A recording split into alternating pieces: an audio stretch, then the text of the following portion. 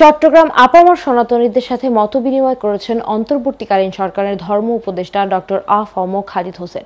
মঙ্গলবার সাতকানিয়া উপজেলার এউচিয়া শ্রী শ্রী ব্রহ্মময়ী কালী ও কৃষ্ণ মন্দির প্রাঙ্গণে এ মতবিনিময় সভার আয়োজন করা হয়। প্রধান অতিথির বক্তব্যে তিনি বলেছেন, রাষ্ট্র প্রতিটি নাগরিকের অধিকার দেওয়ার জন্য প্রতিশ্রুতিবদ্ধ। এদেশের প্রতিটি মানুষের সাংবিধানিকভাবে ধর্ম পালন, ধর্মচর্চা, ব্যবসা বাণিজ্য পরিচালনা ও কথা বলার অধিকার আছে। এ দেশ আমাদের সকলের। এ দেশের ৫৪ বছরের যত অর্জন, সেই অর্জনের পেছনে হিন্দু, বৌদ্ধ, খ্রিস্টান, মুসলমান, পাহাড়ি, নৃতাত্ত্বিক জনগোষ্ঠী সহ সকলের অবদান আছে। যারা আমাদের সম্প্রীতি ও পারস্পরিক ভালোবাসা নষ্ট করে দিতে চায়, তাদেরকে সম্মিলিতভাবে প্রতিহত করতে হবে।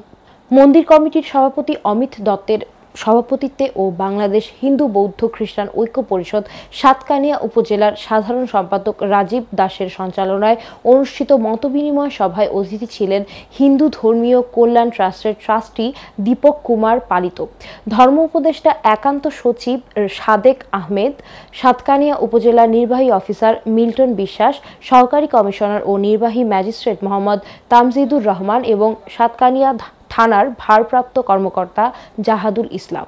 মতবিনিময় সভায় বক্তব্য রাখেন বাগিশিপ কেন্দ্রীয় কমিটির আহ্বায়ক অধ্যাপক শিমুল কুমার দে, যুগ্ম আহ্বায়ক অধ্যাপক বাবুল কান্তি দেব বাবলা, বাংলাদেশ হিন্দু বৌদ্ধ খ্রিস্টান ঐক্য পরিষদ পাটিয়া উপজেলার সহসভাপতি দিলীপ ঘোষ দীপু, বাংলাদেশ যুব ঐক্য পরিষদ চট্টগ্রাম দক্ষিণ জেলা সভাপতি অ্যাডভোকেট সুমন সরকার, সাধারণ সম্পাদক গৌতম দাস, বাগশিপ চট্টগ্রাম জেলার সাধারণ সম্পাদক উজ্জ্বল শুক্ল দাস, সাতকানিয়া উপজেলার পূজা উদযাপন পরিষদের সাবেক আহ্বায়ক আশুতোষ চক্রবর্তী, আহ্বায়ক রাজীব ধর, যুগ্ম আহ্বায়ক সৈকত পালিত রাসেল, সত্যপদ তালুকদার বাবলা সহ আরো অনেকে। মতবিনিময় সভা শেষে ধর্ম উপদেষ্টা মৈত্রী ভবনের ভিত্তিপ্রস্তর স্থাপন করেন।